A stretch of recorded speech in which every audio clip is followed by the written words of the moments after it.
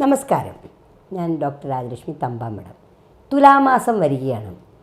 2025 October 18 തുലാമാസം 1 തുടങ്ങുകയാണ്. തുലാമാസം 1 എന്താ പ്രത്യേകത എന്ന് വെച്ചാൽ, ശബരിമലയ്ക്ക് പോകുന്നത് ദീപാവലിയോട് അടുപ്പിച്ച് ശബരിമലയ്ക്ക് പോകുന്നുണ്ട്. ദീപാവലി 20 ആണല്ലോ. ഒക്ടോബർ 18 വേറൊരു പ്രത്യേകതയുണ്ട്. വ്യാഴം സ്വന്തം ഇഷ്ടഗ്രഹമായ കർക്കിടക രാശിയിലേക്ക് വരുന്നുണ്ട്. അതൊരു പ്രത്യേകതയാണ്. തുലാമാസം 1 കഴിഞ്ഞാൽ നമ്മുടെ ഓരോ രാശിക്കാർക്കും വരുന്ന ഫലങ്ങൾ. തുലാമാസം എന്ന് പറയുമ്പോൾ ആദ്യത്തിന് ബലമില്ലാത്ത സമയമാണ്. തുലാം 10 വരെ ആദ്യത്തിന് ബലമില്ല. തുലാം 1 തുടങ്ങി 10 വരെ ആദിത്യനും എന്ന് പറഞ്ഞാൽ ആത്മകാരകനായ ആദിത്യന് ബലമില്ലെങ്കിൽ നമുക്ക് മനസ്സിന് വിഷമങ്ങൾ, സന്തോഷമില്ലായ്മ, സങ്കടം ഇതൊക്കെ വരും. ആത്മബലമുണ്ടെങ്കിൽ എന്ത് കാര്യം നടക്കും? ആത്മകാരകന ആദിത്യനും മനക്കാരകന ചന്ദ്രനും നല്ല രീതിയിൽ നിന്നാൽ മാത്രമേ ഒരു വ്യക്തിക്ക് ഉയരാൻ സാധിക്കുകയുള്ളൂ. അപ്പോൾ തുലാമാസം 1 എന്ന് പറയുമ്പോൾ ആത്മകാരകനായ ആദിത്യന് നീചരാശിയിലാണ് വരുന്നത്. ആ സമയത്ത് ആദിത്യനൊട്ടും ബലമില്ല. അപ്പം ഇങ്ങനെ ഈ മാസത്തിൽ തുലാമാസത്തിൽ നമ്മൾ പ്രത്യേകമായി ശ്രദ്ധിക്കേണ്ട കാര്യം എന്താണെന്ന് വിചാരിച്ചു കഴിഞ്ഞാൽ, മഹാദേവന് ഭഗവാന് എല്ലാ ശനിയാഴ്ചയോ അല്ലെങ്കിൽ തിങ്കളാഴ്ചയോ ഏതെങ്കിലും ഒരു ദിവസം കണക്കാക്കി നെയ്വിളക്ക്, ധാര, ശംഖാഭിഷേകം ഇതിലേതെങ്കിലും ഒന്ന് ചെയ്യണം. നെയ്വിളക്ക്, ശംഖാഭിഷേകം അല്ലെങ്കിൽ ധാര, ശംഖാഭിഷേകം ഭഗവാന് ചെയ്താൽ ഈ തുലാമാസം 10 തുലാമാസത്തിൽ ജനിച്ചവർക്ക് ആത്മവീര്യം ഉയരാൻ ഏറ്റവും നല്ലതാണ്. തുലാം 10 കഴിഞ്ഞാൽ പിന്നെ സാരില്ല, നമുക്ക് വലിയ വിഷയമില്ല. അപ്പോൾ തുലാമാസം 10 തുലാ 10 കഴിഞ്ഞാൽ മരപ്പുത്തിരി മൊഴിക്കാന്നൊക്കെ പഴയ കാലത്ത് പറയും. കാരണം തുലാ 10 ഒരു ആത്മബലമില്ല. ആത്മബലം കൂട്ടാനായിട്ട് മഹാദേവന് ധാര ഇതെല്ലാം ചെയ്യേണ്ടതാണ്. ആത്മബലമാണ് ഏറ്റവും വലിയ പ്രധാനപ്പെട്ട ഒരു മനുഷ്യന് ഏറ്റവും ആവശ്യമുള്ള കാര്യമാണ് ആത്മവീര്യം, ആത്മബലം. അതോടുകൂടി മനോബലമാണ്. തുലാമാസത്തിലെ കറുത്തവാവിന് ജനിക്കുന്നവർക്ക് ആത്മബലം ഉണ്ടാവില്ല, മനോബലം ഉണ്ടാവില്ല. പിന്നെ വ്യാഴത്തിൻ്റെ സ്ഥിതിയും വ്യാഴക്ഷേത്രത്തിൽ നിൽക്കുകയോ വ്യാഴത്തിൽ യോഗം ചെയ്തെക്കുകയോ വ്യാഴ ദൃഷ്ടിയിൽപ്പെടുകയോ ചെയ്തു കഴിഞ്ഞാൽ അവർക്ക് ഈ ദോഷങ്ങൾക്ക് വലിയ പ്രാധാന്യം ഉണ്ടാവില്ല. അപ്പോൾ ഈ തുലാമാസത്തിൽ മേടം രാശിക്കാരെ സംബന്ധിച്ച് പറയുകയാണെങ്കിൽ, മേടം രാശിയിൽ ജനിക്കുന്ന ഒരു വ്യക്തി എന്ന് പറയുമ്പോൾ അശ്വതി, ഭരണി, കാർത്തിക ആദ്യ പാദത്തിൽപ്പെട്ടവരാണ് മേടം രാശിയിൽ ജനിക്കുന്നവർ. ഈ നക്ഷത്രക്കാർക്ക് തുലാമാസം 1 തുടങ്ങി തുലാമാസം 30 വരെ എങ്ങനെ ആയിരിക്കും എന്ന് നോക്കാം. അവരുടെ 7ാം ഭാവത്താണ് സൂര്യൻ വരുന്നത്. ഇപ്പം ഭർത്താവിന് ബുദ്ധിമുട്ടുകളോ സ്വരച്ചേർച്ചക്കുറവോ ചെറിയ ചെറിയ കലഹങ്ങളോ ഉണ്ടാകാൻ സാധ്യതയുണ്ട്. അപ്പോൾ അതിന് പരിഹാരമായിട്ട് ചെയ്യേണ്ടത്, മഹാദേവൻ്റെ ക്ഷേത്രത്തിൽ വെള്ളിയാഴ്ച തോറും ഈ 4 വെള്ളിയാഴ്ചകളും ഉണ്ടാവുക സാധാരണ ഒരു മാസത്തിൽ വെള്ളിയാഴ്ചകളും ഭാര്യയുടെയും ഭർത്താവിൻ്റെയും ഐക്യമത്യ പുഷ്പാഞ്ജലി കഴിപ്പിക്കുക. അതേപോലെ തന്നെ വയറ് സംബന്ധമായിട്ടും ചില ബുദ്ധിമുട്ടുകൾ വരാൻ സാധ്യത, ഗ്യാസ് ട്രബിൾ അങ്ങനത്തെ എരിച്ചിലൊക്കെ വരാം. മഹാദേവന് ധാര കഴിച്ച് കഴിഞ്ഞാൽ ഇതെല്ലാം മാറുന്നതാണ്. മഹാദേവന് ദൈവവിളക്ക് ധാര കഴിക്കുക, യും നമശിവായ അല്ലെങ്കിൽ ശ്രീം നമശിവായ ചൊല്ലുക. ഇതൊക്കെ ചൊല്ലിക്കഴിഞ്ഞാൽ മാർഗ്ഗതടസ്സങ്ങളൊക്കെ മാറിക്കിട്ടും. അശ്വതി, ഭരണി, കാർത്തിക ആദ്യപാദത്തിലുള്ളവർക്ക് വ്യാഴം 18 തുടങ്ങി കർക്കിടക രാശിയിലേക്ക് വരുന്നതുകൊണ്ട് ധനസംബന്ധമായ ബുദ്ധിമുട്ടുകൾ മാറുന്നുണ്ട്. വ്യാഴം 3 നിന്നും 4 വരികയാണ്. അപ്പോൾ ധനസംബന്ധമായ പ്രതിബന്ധികൾക്ക് ഒരു പരിഹാരമുണ്ടാകും. ധനം വന്നാൽ പിന്നെ പ്രശ്നങ്ങൾക്ക് ഒരുവിധം സമാധാനമുണ്ട്. ഇനി 2ാമത്തെ രാശിയായിരിക്കുന്ന ഇടവൻ രാശി, ഇടവക്കൂറിൽപ്പെട്ട നക്ഷത്രങ്ങളാണ് കാർത്തിക അവസാന ഭാഗം, രോഹിണി, മകീരം ആദ്യ ഭാഗം. ഇവരെ സംബന്ധിച്ച് പറയുകയാണെങ്കിൽ ആദിത്യൻ 6ലാണ്, വലിയ വിഷയമില്ല. ശത്രുക്കൾക്ക് ബലം കുറയും.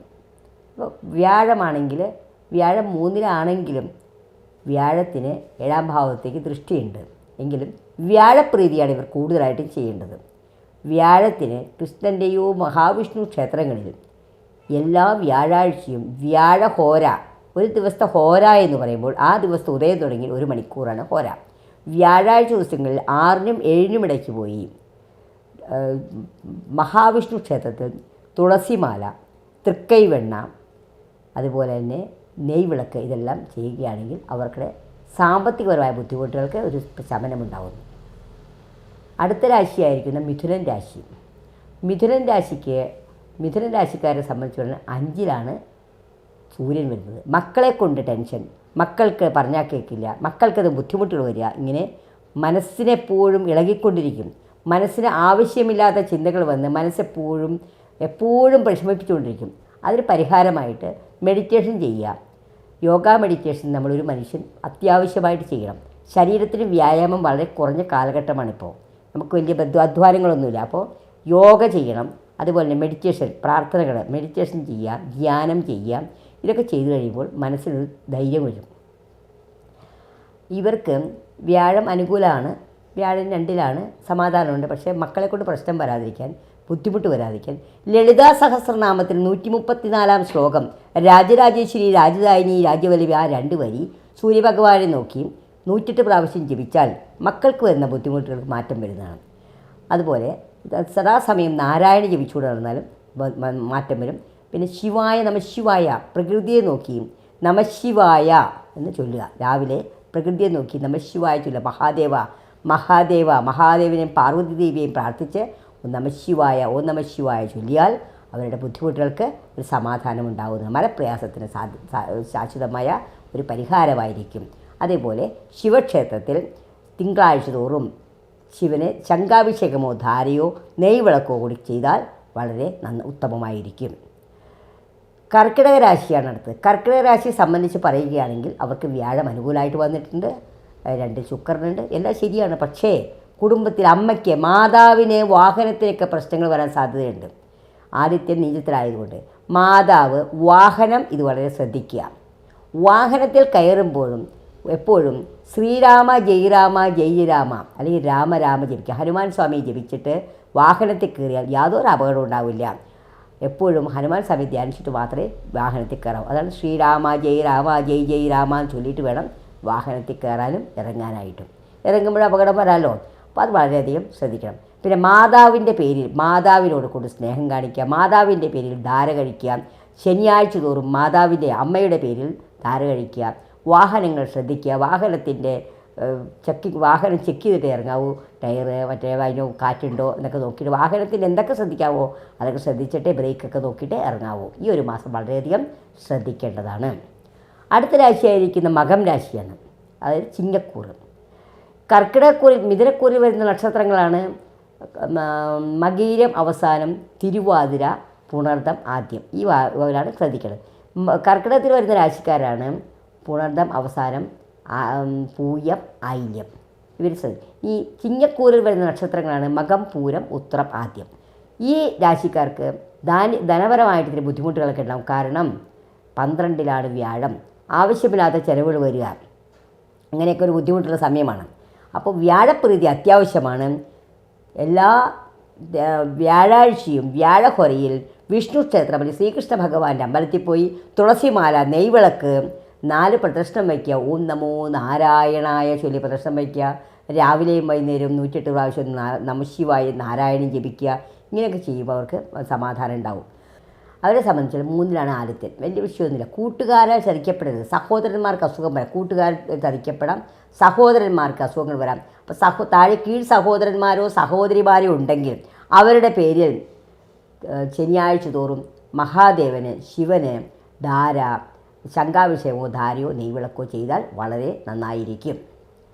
അടുത്ത രാശിയാണ് കന്നിരാശി. ഉത്രം അവസാനം, അത്തം, ചിത്തിര ആദ്യം. ഈ കൂറുകാർക്ക് ഇപ്പോൾ വ്യാഴം അനുകൂലമായിട്ടാണ്. 18-ാം തീയതി വ്യാഴം അനുകൂലമാണ്. എങ്കിലും ഇവരെ സംബന്ധിച്ച് 2-ാം ഭാവത്താണ് ആദിത്യൻ. സംസാരം കൊണ്ട്, അതായത് വാക്കുകൾ സൂക്ഷിക്കുക. വാക്കുകൾ കൊണ്ട് മറ്റുള്ളവർക്ക് വെറുപ്പ് വരാനും ബുദ്ധിമുട്ട് വരാനും സാധ്യതയുണ്ട്. വാക്കുകൾ പറയുമ്പോൾ വളരെയധികം ശ്രദ്ധിച്ച് വേണം പറയാൻ. ആദിത്യത്തിലാണെന്ന് ഓർമ്മ വേണം, നീചത്തിലാണെന്ന് ഓർമ്മ വേണം. അപ്പോൾ ഇതിൽ ചെയ്യേണ്ട കാര്യങ്ങൾ: സരസ്വതി പ്രസാദം രാവിലെ ദിവസവും ഓം സം സരസ്വതി നമ എന്ന് നമുക്ക് എപ്പോഴും ചൊല്ലുക. സരസ്വതി നാമം ചൊല്ലുക, സരസ്വതിയെ പ്രാർത്ഥിക്കുക, ഗണപതിയെ പ്രാർത്ഥിക്കുക, നമശിവായ ചൊല്ലുക. പ്രപഞ്ചത്തിലേക്ക് നോക്കി, പ്രകൃതിയിലേക്ക് നോക്കി രാവിലെ ഉദയത്തിന് മുമ്പായിട്ട് ഓം നമശിവായ ഒരു 21 പ്രാവശ്യം ജപിക്കുക. മഹാദേവനെ, പാർവതി പ്രാർത്ഥിച്ചിട്ട് വേണം ഇത് ചെയ്യാൻ. ഇത്ര ചെയ്ത് നാക്ക് വരുമ്പോൾ ശ്രദ്ധിച്ച് സംസാരിക്കാൻ പറ്റും നമുക്ക്. പിന്നെ നമുക്ക് എന്ത് സംസാരിക്കുമ്പോഴും ശ്രദ്ധിച്ച് ആലോചിച്ച ശേഷം മാത്രമേ പറയാവൂ. എടുത്തടിച്ചൊന്നും പറയരുത്, വളരെ ശ്രദ്ധിക്കണം. വാക്കുകൊണ്ടാണ്, അടി കൊണ്ടാൽ മാറും, വാക്കുകൊണ്ടടിച്ചാൽ മാറില്ല. അത് ഓർമ്മ എപ്പോഴും വേണം. ഇനി അടുത്ത രാശിക്കാരാണ് തുലാം രാശി. തുലാം രാശിക്കാർക്ക് വ്യാഴമൊക്കെ അനുകൂലമാണ്, സന്തോഷമാണ്, ഒക്കെയാണ്. പക്ഷേ അവർക്ക് ആത്മബലം ഉണ്ടാവില്ല. അവർക്ക് തലവേദന, അങ്ങനെ എല്ലുകൾക്ക് വേദന, വീഴ്ച, മുറിവ്, ഒടിവ് ഒന്നും വരാതെ സൂക്ഷിക്കുക. തെറ്റി വീഴാനും ബാത്റൂമിലൊക്കെ പോകുമ്പോൾ ശ്രദ്ധിക്കുക. എണ്ണ വീണ്ടും നോക്കുക. തെറ്റി വീഴാതെ ശ്രദ്ധിക്കുക. തെറ്റി വീഴാനുള്ള സാധ്യതകൾ ഒരുപാടാണ്. വീഴാൻ എല്ലൊടിയാൻ സാധ്യതയുണ്ട്. അപ്പോൾ അവരെന്താ ചെയ്യേണ്ടത്? മഹാദേവൻ്റെ ക്ഷേത്രത്തിൽ ശനിയാഴ്ച തോറും അവരുടെ പേരിൽ ധാര, ശംഖാഭിഷേകം, ധാര, കൂവളത്തിൽ അർച്ചന ചെയ്യുക. കൂവളത്തിൽ അർച്ചന ഇതൊക്കെ ചെയ്യാം. നമശിവായ പ്രകൃതിയെ നോക്കി, പ്രപഞ്ചത്തേക്ക് നോക്കി നിന്ന് ഒരു 21 പ്രാവശ്യമെങ്കിലും നമശിവായ ചൊല്ലുക. രാവിലെയും വൈകുന്നേരം ഓം നമോ നാരായണ ജപിക്കുക. ഇതൊക്കെ ചെയ്യിപ്പിച്ചു കഴിഞ്ഞാൽ അവർക്ക് ഒരു 90% വരെ വ്യത്യാസം വരും. വാഹനത്തിൽ കയറുമ്പോൾ ശ്രദ്ധിക്കുക, ശ്രദ്ധയോടിരിക്കുക. വാഹനത്തിൽ ഇറങ്ങുമ്പോൾ ശ്രദ്ധിക്കുക വളരെയധികം. അതുപോലെ വിളക്ക് എത്തിക്കുന്ന സമയത്തൊക്കെ വളരെയധികം ശ്രദ്ധിക്കണം. ദീപാവലിയാണ്, തീ പിടിക്കാൻ സാധ്യതയുണ്ട്. വളരെയധികം ശ്രദ്ധിച്ച് കെയർഫുള്ളായിട്ട് ഇത് വേണം ഓരോ കാര്യങ്ങളും ചെയ്യാനായിട്ട്. 1 or 2 പ്രാവശ്യം ചിന്തിച്ചു വിടണം ചെയ്യുക. ഗ്യാസ് ഓൺ ചെയ്യുമ്പോൾ ശ്രദ്ധിക്കാം, കാരണം പൊള്ളൽ വരാനുള്ള സാധ്യതയുണ്ട്. വളരെയധികം ശ്രദ്ധിച്ചു വേണം മുന്നോട്ട് പോകാനായിട്ട്. അടുത്ത രാശിക്കാരാണ്. അപ്പോൾ ഈ തുലാം രാശിയിൽ വരുന്നതാണ് ചിത്തിര, ചോതി, വിശാഖം, ആദ്യപാദം.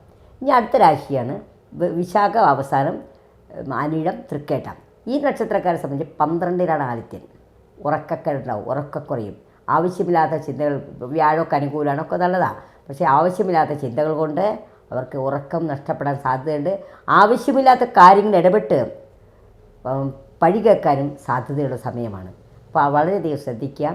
ഇവർ വളരെയധികം ജാഗ്രതയോടിരിക്കുക. മഹാദേവന് ധാര, ശംഖാഭിഷേകം ഇതൊക്കെ ചെയ്താൽ ഇതിനൊക്കൊരു പരിഹാരമുണ്ടാവും. അടുത്ത രാശിയാണ് ധനുരാശി. ധനുരാശിക്കാരെ സംബന്ധിച്ച് പറയുകയാണെങ്കിൽ, അതായത് മൂലം, പൂരാടം, ഉത്രാടം, ആദ്യപാദം. ഇവർക്ക് 11ലാണ് ആദിത്യം വരുന്നത്, നീചത്തിലാണ്. അപ്പോൾ വരാനുള്ള വരുമാനങ്ങൾ, ലോൺ പാസ്സാവുക, ഇതൊക്കെ തടസ്സമായിരിക്കും. വ്യാഴം അനുകൂലമല്ല. വ്യാഴമാണെങ്കിൽ അട്ടമത്തിൽ പോയി പിന്നെ വരുമാന സമയം ബ്ലോക്കാവാം. നമുക്ക് ലോൺ കിട്ടുക, ഗവൺമെൻറ് സർവീസ് കിട്ടുന്ന സമയം എല്ലാത്തിനും ബ്ലോക്കായിരിക്കും. ഇവർ ചെയ്യേണ്ടതാണ്, വളരെയധികം സൂക്ഷിക്കേണ്ട സമയമാണ് ധനുരാശിക്കാർക്ക്. അവർ ചെയ്യേണ്ട കാര്യം എന്താണെന്ന് വെച്ചാൽ, എല്ലാ വ്യാഴാഴ്ചയും മഹാവിഷ്ണു ഭഗവാനെ തൊഴുക. മാസത്തിലൊരിക്കൽ ഗുരുവായൂർ, അതേപോലെ അമ്പലപ്പുഴ, ആറന്മുള, പത്മനാഭസ്വാമി ക്ഷേത്രം, ഈ ക്ഷേത്രങ്ങളിൽ പോയി മഹാക്ഷേത്രങ്ങളിൽ ദർശനം നടത്തും. വളരെ നന്നായിരിക്കും. വിഷ്ണു സഹസ്രനാമം ജപിക്കണം. അതേപോലെ നമശിവായ ശിവന് മഹാദേവനെ പ്രാർത്ഥിക്കാം. മഹാദേവൻ്റെ ക്ഷേത്രങ്ങളിൽ ധാര, അഭിഷേകം, കൂവളത്തിലർച്ചന, പാൽപ്പായസം, മാസത്തിലൊരിക്കൽ പാൽപ്പായസം, ഇതൊക്കെ കഴിച്ചാൽ അവർക്കുള്ള കാര്യങ്ങൾക്ക് ഒരു പരിധിവരെ സമാധാനം ഉണ്ടാവുന്നതാണ്. അടുത്ത രാശിയായാണ് മകരൻ രാശി. ഉത്രാടം, തിരുവോണം, അവിട്ടം, ഉത്രാടം അവസാനപാദം, തിരുവോണം, അവിട്ടം, ആദ്യപാദം. ഇവരെ സംബന്ധിച്ച് ഒരു കർമ്മത്തിന് പ്രശ്നങ്ങൾ വരാം, ജോലിയിൽ പ്രശ്നങ്ങൾ വരാം. കർമ്മത്തിലാണ് വന്നിരിക്കുന്നത്, ജോലിയിൽ പ്രശ്നങ്ങൾ വരാം. അപ്പോൾ വളരെയധികം ശ്രദ്ധയോടുകൂടി ഒരു മൃത്യുഞ്ജയ ഹോമം നടത്തുകയോ, മഹാദേവൻ്റെ ക്ഷേത്രത്തിൽ ശനിയാഴ്ച തോറും ധാര, പിൻവിളക്ക്, മൃത്യുഞ്ജയാർച്ചന 2 കദളിപ്പഴം നേദിക്കുക. ധാര, പിൻവിളക്ക്, മൃത്യുഞ്ജയാർച്ചന 2 കദളിപ്പഴം നേദിക്കുക, ജോലിയിൽ പ്രശ്നങ്ങൾ വരാതിരിക്കാനായിട്ടും. ഏത് തരത്തിൽ ജോലിയായാലും വിഷയങ്ങൾ വരാൻ സാധ്യതയുണ്ട്. വ്യാഴം അനുകൂലമാണ്, പക്ഷേ ഇങ്ങനെയുള്ള വിഷയങ്ങൾ വരാൻ സാധ്യതയുണ്ട്. ആത്മബലം കുറേ, നമ്മൾ ചെയ്യുന്ന പ്രവൃത്തികൾ തെറ്റുവരാൻ സാധ്യതയുണ്ട്. വളരെ ശ്രദ്ധിക്കുക. കമ്പ്യൂട്ടറൊക്കെ പാസ്വേഡ് പ്രൊട്ടക്റ്റ് ചെയ്യുക. ഇങ്ങനെയുള്ള കാര്യങ്ങൾ ചെയ്താൽ അവർക്കും സമാധാനം ഉണ്ടാവും. അടുത്തതാണ് കുംഭരാശി എന്ന് പറയും. കുംഭക്കൂറുകാരെ സംബന്ധിച്ച് പറയുകയാണെങ്കിൽ, കുംഭക്കൂറുകാരെന്ന് പറയുമ്പോൾ അവിട്ടം അവസാനം, ചതയം, പൂരുരുട്ടാതി, ആദ്യഭാവം. ഇവരെ സംബന്ധിച്ച് പറയുകയാണെങ്കിൽ ഇവർക്ക് 9ാം ഭാവത്താണ് ആദിത്യം വരുന്നത്. ഭാഗ്യദോഷം. അച്ഛന്, പിതാവിനോട് ബന്ധപ്പെട്ട ആളുകൾക്കോ അപകടങ്ങളോ ബുദ്ധിമുട്ടുകളോ അസുഖങ്ങളോ വരാം. അത് കാരണം പിതാവിൻ്റെ പേരിൽ ശനിയാഴ്ച തോറും ധാര, പിൻവിളക്ക്, കൂവളത്തിലർച്ച നടത്തുക. വ്യാഴം അനുകൂലമല്ലാത്ത പേരിൽ എന്ത് ചെയ്യണം? ശ്രീകൃഷ്ണ ഭഗവാനെ മഹാവിഷ്ണു ക്ഷേത്രത്തിൽ വ്യാഴാഴ്ചകൾ തോറും രാവിലെ പോയി ഭഗവാനെ തൊഴുത്, ഭഗവാന് നാമം ജപിച്ച്, തുളസിയില സമർപ്പിച്ച്, നെയ്വിളക്കൊക്കെ സമർപ്പിച്ച് പ്രാർത്ഥിക്കുക. കർമ്മങ്ങളിലും ഭാഗ്യത്തിന് ദോഷം വരാതിരിക്കാനായിട്ട് മഹാദേവന് 2 കദളിപ്പഴം എല്ലാ ശനിയാഴ്ചയും നേദിച്ചാൽ നന്നായിരിക്കും. പക്കപ്പിറന്നാളിന് മഹാദേവനും മഹാവിഷ്ണുവിനും പാൽപ്പായസം നടത്തുക. ഈ വക കാര്യങ്ങൾ ചെയ്താൽ കുംഭൻ രാശിക്കാർക്ക് സമാധാനം ഉണ്ടായിരിക്കും. അടുത്ത രാശിയായിരിക്കും മീനൻ രാശി. മീനൻ രാശിക്കാരെ സംബന്ധിച്ച് പറയുകയാണെങ്കിൽ അവർക്ക് മീനൻ്റെ അഷ്ടമത്തിലാണ് ആദ്യം വരുന്നത്. ആത്മബലം ഒട്ടും ഉണ്ടാവില്ല. അപകടങ്ങൾ വരാൻ സാധ്യതയുണ്ട്. വ്യാഴം അനുകൂലമാണെങ്കിലും അപകടങ്ങൾ സാധ്യതയുള്ളതുകൊണ്ട് മഹാദേവന് ഒന്നാമത്തെ ഏഴശനിയാണ് അവർക്ക്. മഹാദേവന് ധാര, പിൻവിളക്ക്, മൃത്യുഞ്ജയ പുഷ്പാഞ്ജലി ഇവ കഴിക്കുക, നമശിവായ ജപിക്കുക, നമശിവായ ധാരാളം ജപിക്കുക, പ്രപഞ്ചത്തേക്ക് നമശിവായ ചെല്ലുക. ഇങ്ങനെയൊക്കെ ചെയ്താൽ മീനൻ രാശിക്കാരുടെ ഭാഗ്യം തെളിഞ്ഞിരിക്കും. ഇത്രയൊക്കെയാണ് തുലാമാസത്തിൽ ഓരോ രാശിക്കാർക്കും വന്നിരിക്കുന്ന ഫലങ്ങളെപ്പറ്റി പറയാനുള്ളത്. ഇത്രയും പറഞ്ഞുകൊണ്ട് നന്ദി, നമസ്കാരം.